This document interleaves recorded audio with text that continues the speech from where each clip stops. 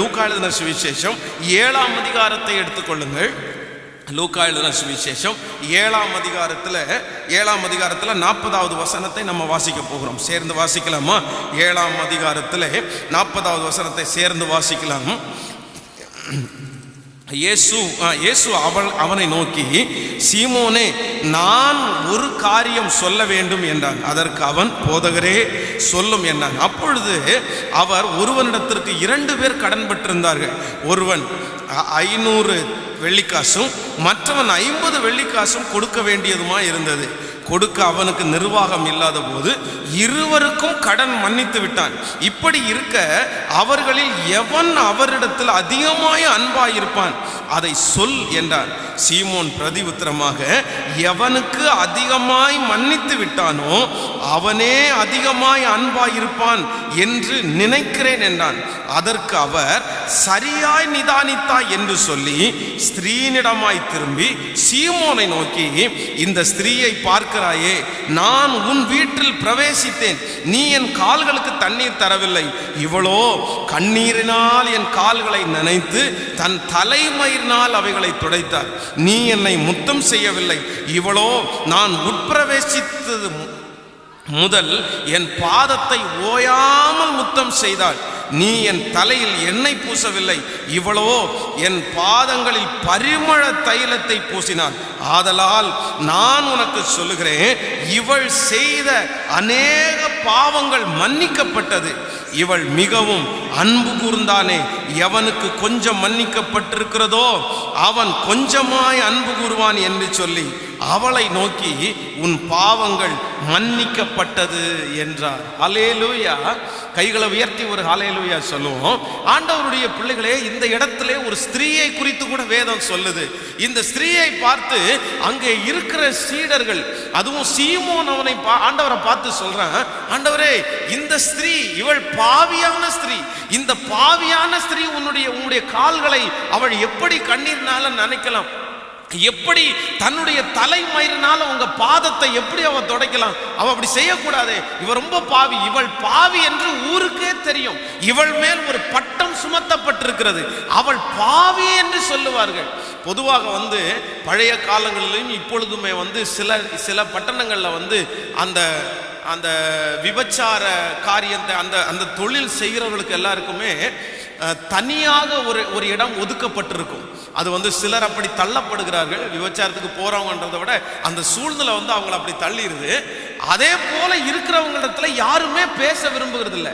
அவர்களுக்கு ஒரு ஜீவன் இருக்கும், அவர்களுக்கு ஒரு ஆத்மா இருக்கும், எதையுமே நினைக்க மாட்டாங்க. பொதுவாக அன்றைக்கு இருக்கிற காலங்களிலும் அப்படிப்பட்ட ஸ்திரீகள் எல்லா ஸ்திரீகளோடு சேர்ந்து தண்ணி எடுக்க வர முடியாது. அவங்க அன்றைக்கு தான் அந்த தண்ணி எடுக்க போகணும். அவர்களுக்கு மற்ற ஜனங்களை போல சம உரிமை கிடையாது. அவர்கள் பட்டணத்திற்கு உள்ள தங்க முடியாது, அவங்க வெளியே தான் தங்க முடியும். இப்போ ஊர்ல இருக்கிற எல்லாருமே அவள் மேல் ஒரு முத்திரை போட்டிருக்கிறார்கள். அவள் ஒரு பாவியான ஸ்திரீ, ஐயோ அது மோசமான ஸ்திரீ, அங்க போகாதீங்க, அவங்கள்ட்ட பேச போகாதீங்க. அவங்கள்ட்ட யாராவது பேசி கொண்டிருந்தால் அவங்கள தப்பா நினைக்கிற உலகம், தப்பா பார்க்கிற உலகம். ஆனா பரிசுத்த வேதாகமம் சொல்லுகிறது, அவள் மேல் சகல தேசத்தில் இருக்கிற சகல ஜனங்களும் பாவியான ஸ்திரீ என்று முத்திரை குத்தி இருந்தார்கள். ஆனா என் ஆண்டவர் என்ன செய்றார் தெரியுமா? அந்த முத்திரையை உடைத்து அவள்கிட்ட சொல்றார், உன் பாவங்கள் உனக்கு மன்னிக்கப்பட்டது. எத்தனை பேர் விசுவாசிக்கிறீங்க? கைகளை உயர்த்தி ஒரு ஹல்லேலூயா சொல்லுவோம். என் அன்பு கர்த்தருடைய பிள்ளைகளே, என்றைக்கோ செய்த ஒரு தவறு, என்றைக்கோ நீங்கள் தடுமாறின ஒரு தடுமாற்றம், அந்த தடுமாற்றத்தை வைத்து இன்றும் உங்களுக்கு தெரிந்தவர்கள், உங்களை வழி நடத்துகிறவர்கள் உங்களை குத்தி குத்தி காண்பிக்கலாம். உங்களை ஒரு பட்ட பேராகவே சொல்லலாம். உங்களுடைய கணவனா இருக்கலாம், உங்க மனைவியா இருக்கலாம், உங்களுடைய பெற்றோர்களா இருக்கலாம். என்னைக்கோ ஒரு நாள் இதை தவறிட்டேன் பாஸ்டர், தெரியாம இந்த காரியத்தை நான் செஞ்சிட்டேன், ஆனா அன்னைக்கு முதல் இந்த பட்ட பேரை எனக்கு வைக்க ஆரம்பித்துட்டாங்க, எனக்கு அந்த பேரை வச்சுட்டாங்க. நாட்கள் ஒவ்வொரு நாளும் அதை சொல்லி சொல்லி என்னை வேதனைப்படுத்துறாங்க. எனக்கு அந்த பேரே எனக்கு அப்படி வச்சுட்டாங்க. யாராவது ஒரு நபர் இந்த இடத்துல அப்படிப்பட்டு வந்திருக்கலாம். ஆனா பரிசுத்த வேதாகமம் சொல்லுகிறது, நம்முடைய ஆண்டவர் மாற்ற போகிறார். உங்களுக்கு அப்படி சொல்லப்பட்டிருக்கிற அந்த காரியத்தை, அந்த முத்திரையை அவங்க அங்கீகரித்து வைக்கப்பட்டிருக்கிறத கர்த்தர் மாற்றி உங்களை பரிசுத்தவான்களாகவும் சாட்சியாகவும் நிறுத்த கர்த்தர் வல்லவராகவே இருக்கிறார். எத்தனை பேர் ஆமோதிக்கிறீங்க? 2 கரங்களை உயர்த்தி ஆண்டவரிடத்துல சொல்லுங்க, ஆண்டவரே எங்கள் மேல் வைக்கப்பட்டிருக்கிற ஆண்டவரே அந்த பழி சொற்களை, ஆண்டவரே அந்த முத்திரையை உடைக்கிறவர் ஆண்டவரே. ஹல்லேலூயா, ஆமென் சொல்லுங்க. உங்க கூட பிறந்த சகோதரர்கள் ஒருவேளை அந்த முத்திரையை உங்களுக்கு பதித்திருக்கலாம். கூட பிறந்தவங்க எல்லாருமே இவன் மட்டும் அவ்வளவுதான், இவன் மட்டும் அவ்வளவுதான், இவன் மட்டும் அவ்வளவுதான் அப்படின்னு உங்க மேல அதை தண்ணி தெளிச்சு அனுப்புறது போல ஒன்று வைத்திருக்கலாம். இளைய குமாரனை குறித்து வேதம் சொல்லுது, அவன் தன் தகப்பனாரை விட்டு தூர தேசத்திற்கு கடந்து போனான். திரும்ப தன்னுடைய தகப்பனாரிடத்துல வருகிறான். அந்த தகப்பனார் அவனுக்காக கொளுத்த கன்றை அடிக்கிறார், அவனுக்கு புது வஸ்திரங்களை கொடுக்கிறார். ஆனா வெளியே நிற்கிற அவனுடைய சகோதரன் என்ன சொல்றான் தெரியுமா? நீர் அவனுக்காக போய் எதுக்கு கொளுத்த கன்றை அடிக்கிறீங்க? அவன்தான் வேசிகளிடத்தில் தன் ஆஸ்தியை அழித்தவன். அவனுடைய சகோதரன் அவனுக்கு ஒரு முத்திரையை பதிச்சுட்டான் பாருங்க. அவன்தான் அவனுக்காக சப்போர்ட் பண்ணி பேசணும். ஐயோ நம்ம தம்பி காணாம போயிட்டான், வந்துட்டான். சில நேரங்களிலே யார் நமக்கு ரொம்ப சப்போர்ட் பண்ணி பேசணுமோ அவர்களே நம்ம மேல அப்படிப்பட்ட ஒரு முத்திரையை பதிச்சு அவர்களே நமக்கு விரோதமா எழும்பும் போது நமக்கு நிறைய வருத்தமா இருக்கும்.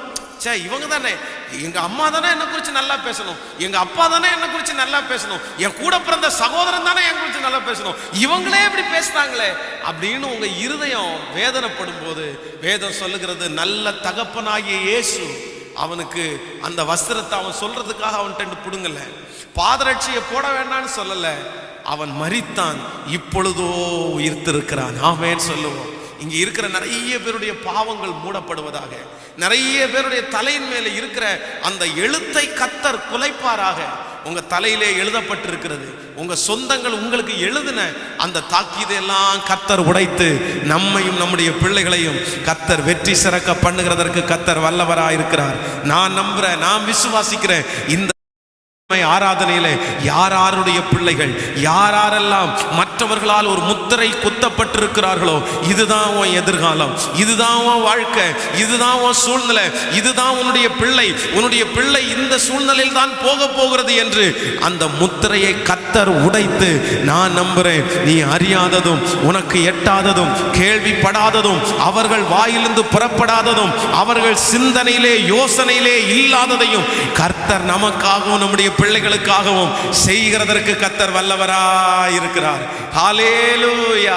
கைகளை உயர்த்தி ஆண்டவருக்கு ஒரு நன்றி சொல்லுங்க பார்க்கலாம்.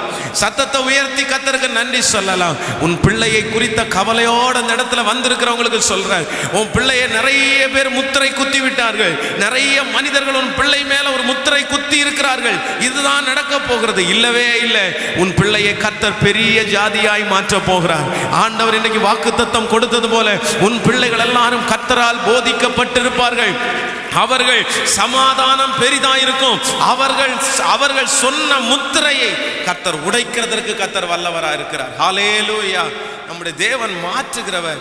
எதை மாற்றுகிறவர் என்றால், நம்ம மேல அவங்க பண்ண ரெப்பர் ஸ்டாம்ப் அப்படின்னா மாற்றவே முடியாத சட்டங்களை, இதுதான் இவங்க அப்படின்னு அவங்க நமக்கு பண்ணதை கூட ஏசப்பாவால மாற்ற முடியும் என்று வேதம் சொல்லுது.